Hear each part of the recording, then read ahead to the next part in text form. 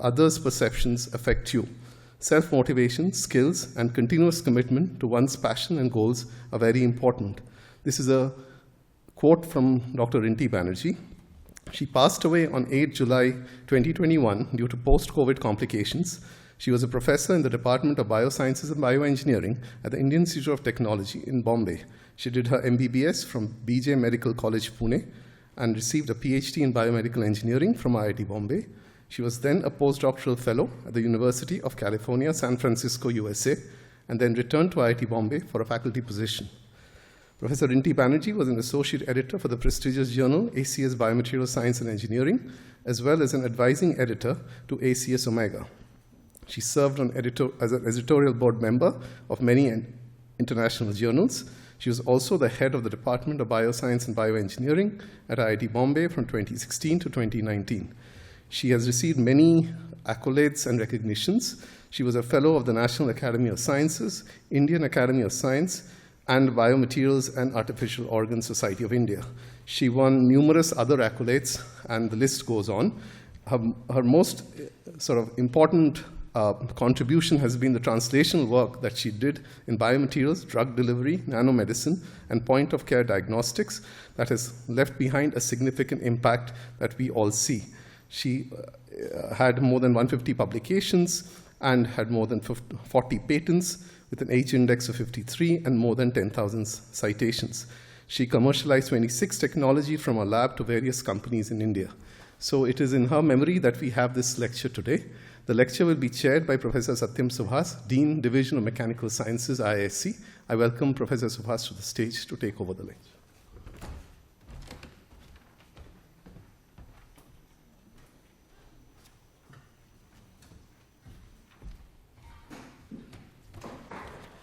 Good afternoon. It's my turn to welcome you all, particularly the distinguished guests.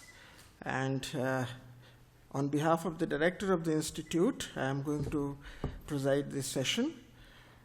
This lecture will be given by Surgeon Vice Admiral Arti Sarin, who is Director General Armed Forces Medical Services.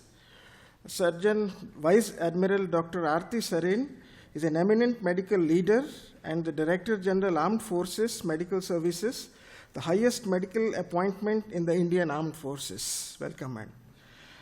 On 1st October 2024, she made history as the first woman officer to hold this prestigious position at the Ministry of Defense. An alumnus of the Armed Force Medical College, Pune,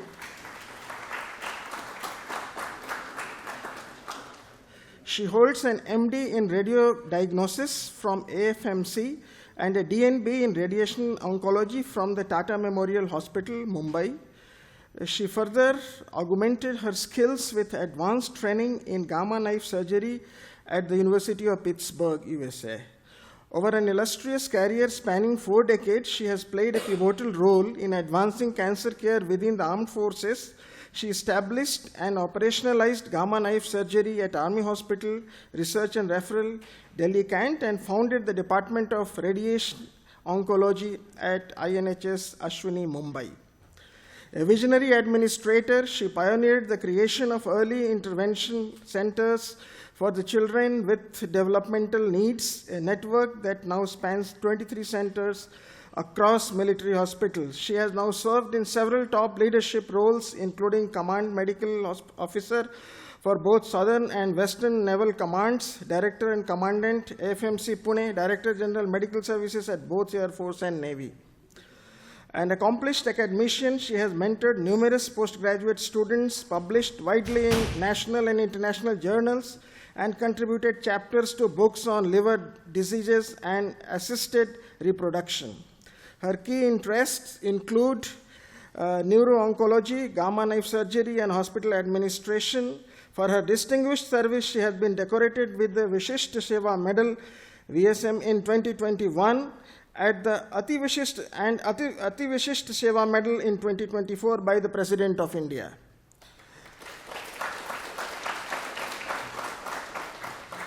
In recognition of her exceptional contribution to medicine and medical administration, she was conferred the Doctor of Science by B.D. Sharma University of Health Sciences, Rohtak in November 2024. A true doyen, surgeon, Vice Admiral Arti Sarin stands as an inspiration for generations of medical professionals embodying excellence, leadership, and dedicated service to the nation. Madam, welcome for your speech.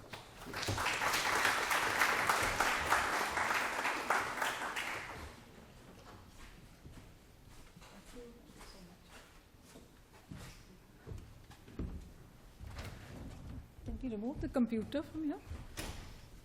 Can we disconnect this? इसको नीचे कर दो. That's much better. Good afternoon, ladies and gentlemen. To start on a formal note, I address the Dean, Dr. Satyam Subhas. Thank you so much for your kind introduction. Dr. Uma Nambiar, the Chief Executive Officer of the Bagchi Parthasarathy Hospital of IISc, Bangalore. Air Vice Marshal Renuka Kunte, Air Vice Marshal Naresh Saida, Dr. Bhagwati Prasad, Dr. Kaushik Chatterjee, the reason I'm here today, distinguished faculty, scholars, researchers whom I want to be friends with at the Indian Institute of Science, and my colleagues from Command Hospital, Bangalore. It's an honor for me here to be here today to deliver this memorial lecture at an institution that embodies India's scientific soul. An institution that has had the privilege of the father of the nation visiting these hallowed portals on not one but two occasions. Before I begin, let us pause to remember Professor Rinti Banerjee, whose brilliance and benevolence continue to illuminate our paths. Professor Rinti was not only a scientist of rare intellect, but a visionary who redefined the interface between engineering and healing. Her life story is a truly inspiring journey from the BJ Medical College to IIT Mumbai to postdoctoral work in California and then back to India, not to rest on laurels, but to build. Her pioneering work in biomaterials, nanomedicine, drug delivery systems, and point-of-care diagnostics reflected a conviction that science, when wedded to empathy, becomes the most transformative force on earth. Through innovations like micronutrient-infused infant oils for malnutrition, ultrasound-responsive nanobubbles for targeted cancer therapy, and self-disinfecting antiviral coatings during COVID-19 crisis, she proved that research can be both sophisticated and socially responsive. And her words that Dr. Kaushik Chatterjee just told us, I would like to repeat: believe in yourself, follow the passion, it'll happen in due course. These words echo as a credo for every seeker of meaning and a maker of change. And all of you are here today, and I'm sure that you will always believe in what she said. Medicine and engineering, that's what we are doing here, and this is what IISc is planning to take forward. It's a very powerful partnership, I envisage. The story of modern medicine is in many ways the story of technology's gentle revolution within it. Once, healing depended solely on the physician's wisdom and hands. Today, it rests equally upon the engineers, circuits, algorithms, and design. You need semiconductors. Yet, beneath this transformation lies a deeper truth that the alliance between medicine and engineering is not really a marriage of convenience, but is something very important. Doctors and engineers and scientists represent two languages of problem solving, one rooted in biology and the other in physics. And when they converge, the impossible becomes achievable. The stethoscope, the X-ray, the heart-lung machine, the MRI scanner, the robotic arm, that, many, many things that have happened till today, each originated in a dialogue. Maybe a clinician describing a human limitation or a problem statement, or an engineer daring to overcome it. Research is a very essential component of any scientific evidence as it fosters progress and discovery of new truths, and in the process contributes to the betterment of humanity, especially in medicine. It is a challenge, we were just discussing that a while ago, for a physician who's involved in clinical care to spend so much of time, and dedicate time towards understanding complex disease mechanisms and discovering new pathogens. Busy schedules for most of the practicing clinicians leave very little time for research. We also need a frame of mind and a perseverance, especially in the absence of a research-friendly ecosystem. However, India is now in the right direction, we are in the right place, and in the process of setting up self-sustainable ecosystems for science and innovation-driven models, and is also moving towards engaging the private sector, which is good news, all towards improving the ease of doing business in research. India is now entering a new era of self-reliance in biotechnology, AI, and genomic medicine. AI has become one of the most transformative tools in this era. We just were talking to Mr. Raghu, reshaping even the healthcare accessibility, governance efficiency, and decision-making. And the AI-based hybrid mobile clinics are already serving rural and remote areas, ensuring quality healthcare. That's what the Minister of Science and Technology just mentioned at a recent convocation in Delhi. Interdisciplinary, the word interdisciplinary is very important approach by integrating AI, biotech, and genomics to improve healthcare outcomes is the need of the hour. And the convergence of innovation and collaboration will define India's journey to Viksit Bharat 2047 towards establishing a leadership in global science and the tech landscape. India and the Government of India and the DBT has developed, we all know, its first indigenously discovered antibiotic, nafithromycin, entirely conceptualized, developed, and clinically validated in India, representing a significant leap towards self-reliance in the pharma sector, is a very, very important landmark for us, and we have to convert many such things into translational research, bring it to the use of the user. India has already sequenced about 10,000 human genomes and intends to scale up to 1 million. The first successful indigenous clinical trial in gene therapy for hemophilia treatment by DBT and a non-governmental university, a private university, that is the CMC Vellore, has already happened. The Anushandhan National Research Foundation scheme, with a total outlay of 50,000 crores over 5 years, out of which 36,000 crores is expected from the non-governmental organizations, are all steps towards easing research and development in the country. Our scientists' work in the past have actually helped us. We have actually gained 30 years of average life expectancy since 1900 due to all their innovations. The unwavering dedication of scientists like Dr. Rinti Banerjee, who, driven by a powerful desire to seek unanswered questions, have pushed the boundaries of human knowledge. Science is just not a profession. It is a profound commitment to humanity. It is a given that no matter the challenge, there are brilliant minds working tirelessly to find a way forward, guided by the first row. We must continue to invest in research that will save lives and improve the well-being of generations to come. It is this dialogue that I see unfolding with our visit here today, that at IISc and the Armed Forces Medical Services, military medicine and biotechnology are intertwined, and biotechnology-driven innovations like soldier health, combat casualty care, and defense against threat will benefit from our association. Our laboratories may differ in appearance. One will be humming with codes and the other with care, but after seeing your laboratory today, I am extremely impressed, and I have a lot of ideas that we can share together and work together. And when the clinician's zeal to heal meets the engineer's creativity, we can unlock solutions that will extend life, rehabilitation, mobility, and what have you. And collaboration is not automatic. Our vocabularies are divergent, but we have to get together, we have to work at it, we have to talk to each other. Doctors and engineers can chart the next frontier of personalized medicine, attuned to each genome, tissue regeneration that makes organ shortages obsolete, digital health systems that are there are hopes for the future that carry care across the nation, mountains and oceans. So the journey and the ethos of the AFMS. When I look back at my own journey, I represent the Armed Forces Medical Services. It's been a journey of 40 years, from a young medical officer to the privilege of leading this great organization. One conviction always remains constant. Medicine in uniform is not merely a profession. It is a calling. And when the world steps back in fear, we step forward in our mission to heal. The Armed Forces Medical Services is the country's single largest medical organization, providing medical care to more than 1.6 crore people. of whom are soldiers, sailors, airmen, their families, and veterans. We are the strongest advocate of organized, preventive, promotive, primary, secondary, and tertiary medical care.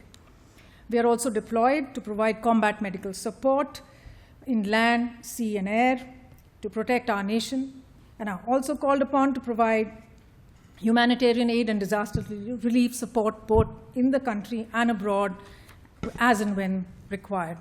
The Armed Forces Medical Services exists in the shadow of the tricolor, under conditions that test endurance as much as expertise. Both of it is expected from us. Our patients are our soldiers, our sailors, and our airmen, standing between the nation and all peril that affects it. Our hospitals may not always be made of brick and mortar. Sometimes they are tents slashed by blizzards. They are decks rolling on the monsoon in the sea, or field stations which are carved into mountain sides. In those spaces, healing is an act of courage and sure is difficult. Some of the gentlemen sitting here have actually gone through all those moments in healing and treating our soldiers, sailors, and airmen in various phases of their careers. Mission-oriented medicine is founded upon the principle of service before self. It demands adaptability, improvisation, and an unwavering moral compass. The military doctor is a healer, he's a commander, he's a logistician, and a motivator, often all at once. When resources are scarce, when time is short, when danger is near, you have to care under fire, it is the doctor's presence that steadies both the pulse as well as the morale of the patient. A recollection of a regimental medical officer who's fighting, out in the front, his first winter deployment in a high-altitude region, quote, "Oxygen was scarce, suppliers thinner skill, the cold stiffened our hands, but duty warmed the heart." That night, as we saved a frost-bitten Jawan, I understood that medicine in the armed forces is not just about curing, it is also about enduring, about holding life together through grit and grace, unquote. So leadership that is required in medicine begins where the comfort zone ends. I just spoke about combat-ready medicine. That is the need of the hour, where we want to collaborate with you, where there are 4 elements that have to be kept importantly: force readiness, doctrine, training, and as well as leadership. So combat readiness in the military medical context is not confined to the management of injuries. It is a mindset, it is an anticipation of adversity, a readiness to respond before the crisis arrives. Every echelon of our system, from the regimental aid post right out at the front, where resources are scarce, to the command hospital in the metros, equipped with the state-of-the-art equipment, is calibrated for agility, precision, and survival, and to give the best to the Indian soldier who has pledged his life to the nation at age 18. Across Kargil and Siachen in the northeast and the deserts, the Armed Forces Medical Services has region-specific modular field hospitals that can be moved very quickly by air, by road, by train, and made operational within hours. And trauma care is given where evacuation is synchronized with surgery, critical care on the way, mobile blood banks, the use of telemedicine, all of this put together in a very short period of time. And each operation has taught us a simple lesson, that resilience is the first medicine, both physical and mental. Our doctors, paramedics, and nurses improvise with the ingenuity of engineers and the resolve of soldiers. So the bond between the combatant and the doctor is very sacred. One defends the nation with the weapon, and the other defends his life. So when once a soldier told me, "Ma'am, the uniform gives us courage, but your presence gives us confidence," I recognized that the true readiness in any profession lies in competence and what confidence you can inspire in somebody else.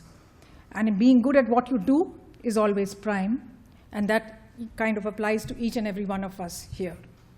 And to be able to assure a wounded soldier with the thing, "Main hoon na," is something that we really have to work at, and maybe you can help us to do it even better in the future. So education and training, which is the second thing which I spoke about, it is the soul. Training is the soul of preparedness. You must remember that even in your context. I think in any context, training is the soul of preparedness. At our various academies, AMC Center, AFMC Pune, learning is not just confined to syllabus. We make people learn we shape their personalities, we forge leadership into them at an early age, discipline. Our cadets, doctors, and nurses, they are taught medicine both in a field manner as well as how to operate in peace. Repeated, we always have to practice. Practice makes you perfect. So we do repeated simulation-based trauma drills, battlefield evacuation rehearsals, and life support courses. And are not mere these are all not just mere exercises. They are rehearsals because for reality, one just happened in the month of May. The Armed Forces Medical Services, command hospitals, they integrate the service, research, and teaching. And that's where we come in to kind of, interact with you, where we have interns, postgraduates, and paramedics. The Command Hospital, Air Force Bangalore is one such example where we impart postgraduate training as well as training to interns. And this particular model, I think we can resonate with IISc's version. And it's Tata Medical School in Bagchi Patsati Hospital, where you can take on these various concepts and we can collaborate closer with you since we have them geographically very close to you. Now, research and innovation, the science behind the soldier. If the battlefield is our classroom, we have to actually research because we have to do anything better, you have to add research to it. So the AFMS has been a long time, it's been a crucible for scientific exploration. In fact, if you see world over, all discoveries, all kinds of inventions were all a result of their requirements during World War I and World War II, including a lot of it in medicine. What we need to understand and what we need to do with you is to collaborate further with you there are certain necessities, high altitude physiology and extreme weather adaptations. We need to look at innovations in blood logistics. Innovations may be better for telemedicine, rehabilitation with the use of robotics. We need your expertise in mental resilience as well as the field of genomics. We have mapped the limits of human endurance, examining hypoxia and frostbite, tropical diseases and heat stress, cognitive load and recovery. And in the world today, the next generation sequencing enables precision medicine. Drone-enabled logistics, we just heard about them. They are actually being used to deliver blood and medicines in field areas and remote locations where there are no roads. And we have teleconsult grids, and we would like them, and we would need them to bring cardiologists and neurosurgeons virtually into forward bunkers. Yet, we know no institution innovates in isolation. And that is where the synergy with IISc becomes transformative. AFMS could bring in decades of field data and operational challenges and problem statements to you. And IISc would contribute with computation, material science, bioengineering, and design thinking. And together, we can build predictive systems that prevent rather than merely react, technologies that empower the healer rather than replace him, and solutions that serve both the soldier and the citizen. These could also, remember, be dual-use technologies with implication for both civil and military medicine. Applications can range from disease prevention and treatment to development of drugs, vaccines, developing newer treatments for war injuries through regenerative medicines, example, stem cell research, tissue engineering, what you're all doing, and where precision medicine and medical machine intelligence can be used for medical screening and monitoring of soldiers, as well as for biomedical intelligence gathering, where troops are going to a place and we need to know what is good for them and what is bad for them. We can collaborate on battlefield diagnostics, like devising portable diagnostic devices, lab-on-chip technology for real-time assessment of soldiers' injuries and infections on the battlefields, assisting in triage and reducing time to treatment, helping the soldier to be returned to duty early. Then there is the soldier health and performance, where monitoring may happen through advanced sensors and wearables that you could make to monitor physical and mental states of the soldier to improve tactics and strategy. Soldier protection by developing biosensors to detect threats and creating materials that protect soldiers from chemical and biological agents can also be thought of. Biosensors also support environmental monitoring of air, soil, water, and performance-related biomarkers. A scientist called Erdem et al. In 2024 has published about personalized wearables worn at all times, a NATO triage assistant that aims to automate and improve the accuracy of medical triage in combat zones. Soldiers wear these body sensors that monitor vital signs, And these sensors can transmit the data to medics in combat units. We need inexpensive solution forms of these.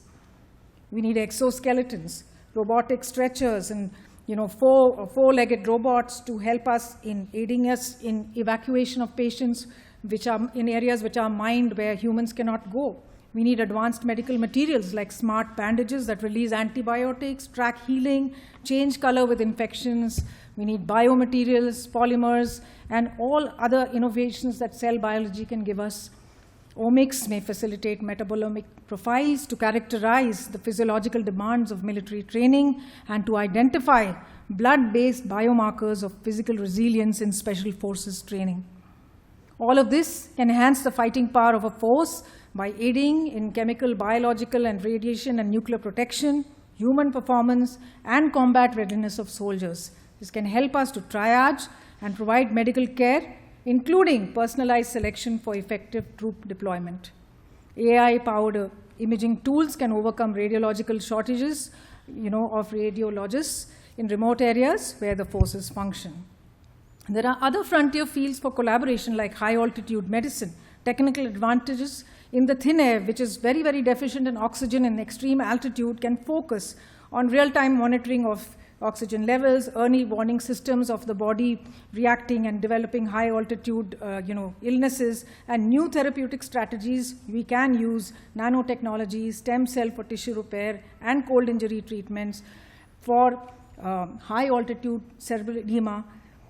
Wearable sensors can detect all this, and AI can also put in risk assessment and pre-acclimatization alongside remote diagnostics. Via telemedicine, we can actually remotely intervene where the clinician can advise the young doctor who is with the patient right there at 20,000 feet. Genomic research into genetic factors is also helping to identify markers associated with altitude-related illness, which could formulate personalized preventive strategies for soldiers who might fall sick at high altitude. We are doing a research with the ICMR on this subject.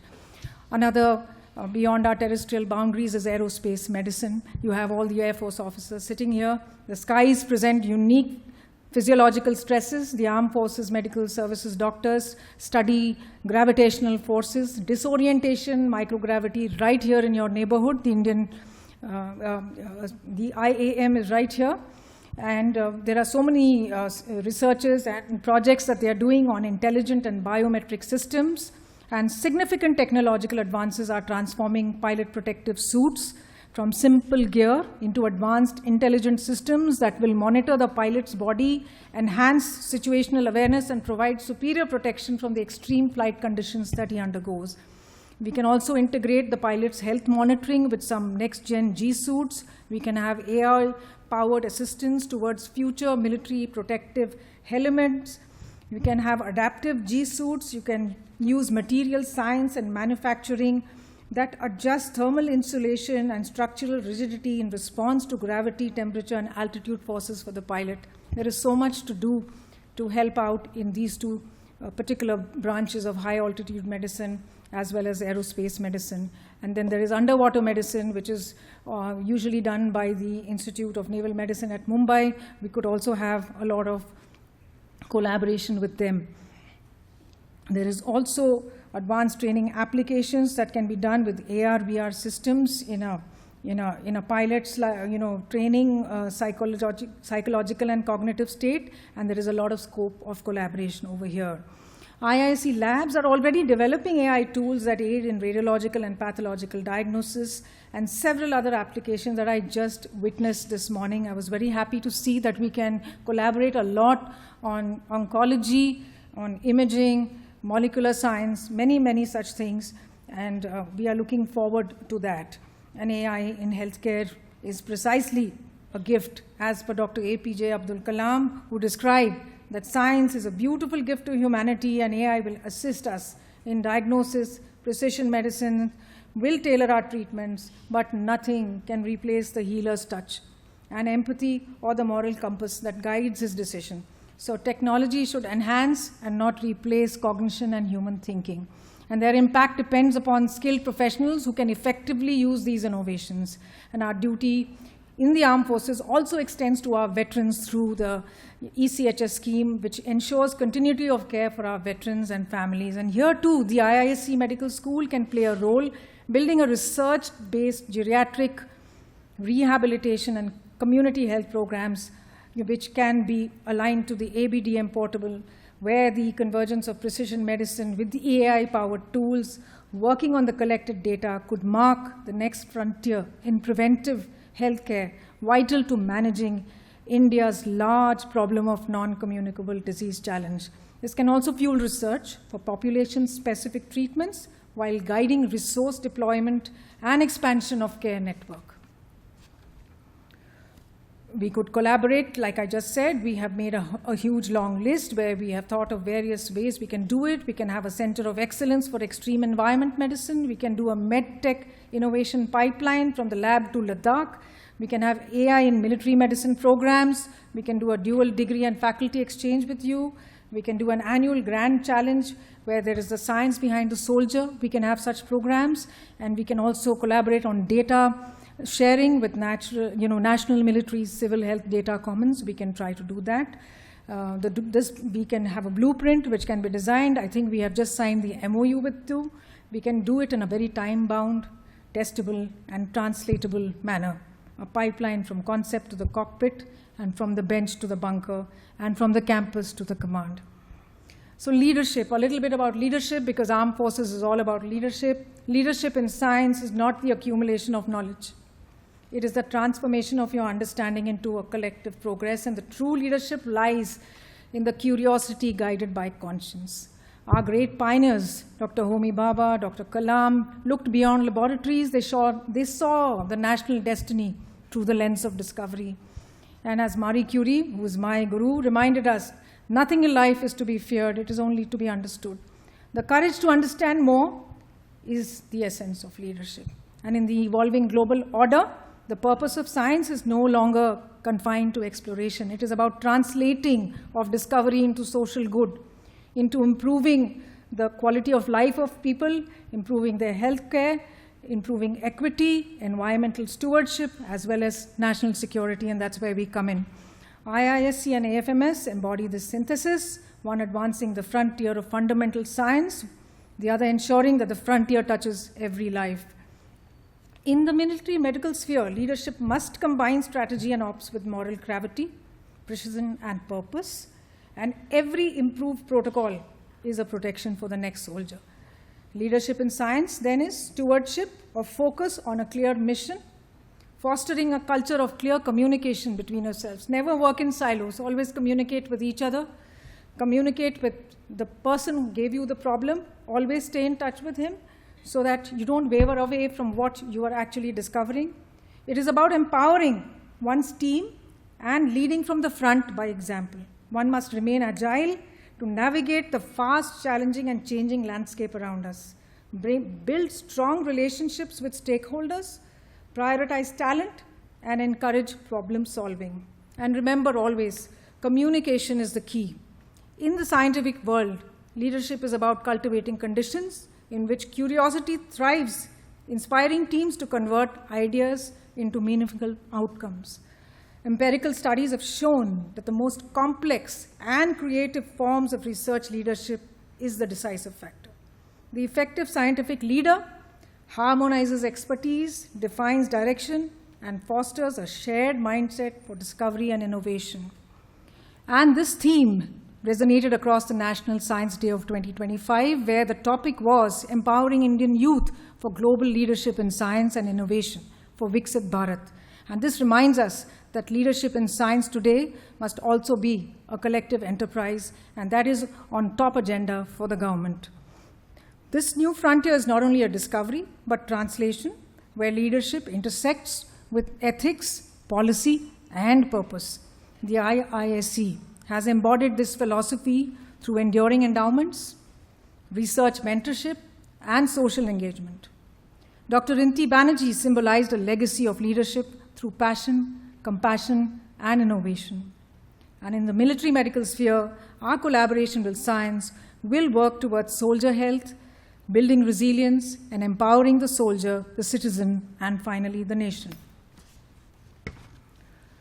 My advice to the next generation here, practice both the science and art of your subject and research.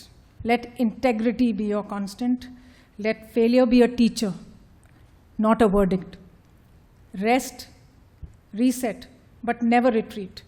And measure success not only by outcomes, but by your intentions, by the lives you impact, by the people you uplift, and communicate always with clarity. And embrace leadership early, mentor your juniors, and respect your seniors. In honoring Professor Rinti Banerjee, we celebrate not only her scientific brilliance, but her empathy, her interdisciplinary vision, and her mentorship qualities that exemplify the truest essence of scientific leadership that will guide the next generation of leaders in science and medicine. Professor Rinti Banerjee embodied knowledge with conscience, discovery with duty. As the IISc steps into the new era with its Tata Medical College and Bagchi Parthasarathi Hospital, and as the Armed Forces Medical Services extends the frontiers of combat and humanitarian medicine, our shared mission is clear: to build a Viksit Bharat, self-reliant, humane, and globally respected, to be champions of global health equity, to ensure everyone benefits from technology. Let us imagine an India where a soldier on a frozen post, a pilot in flight, a sailor in underwater, and a villager in a distant district receive the same standard of care. Only a healthy nation will be able to progress and reach our destination of the Viksit Bharat 2047. So let us all get together and work towards this. And what I would just like to say in the end, the future of medicine will not be defined by machines that mimic intelligence, but by minds that merge with ingenuity and innovation. Ladies and gentlemen, IISc stands at the brink of history. I would just like to end with the motto of the Armed Forces Medical Services, which says, Sarve Santu Niramaya. May all be free from disease, and always, always, in the terms of the naval credo, always be combat ready, be credible, be cohesive, and future ready, anytime and anywhere. I would really thank the organizers for inviting me here, and I'm really looking forward to a lot of collaboration between the IISc and the Armed Forces Medical Services. Thank you very much for inviting me here and giving me this opportunity, and for a patient listening. Jai Hind.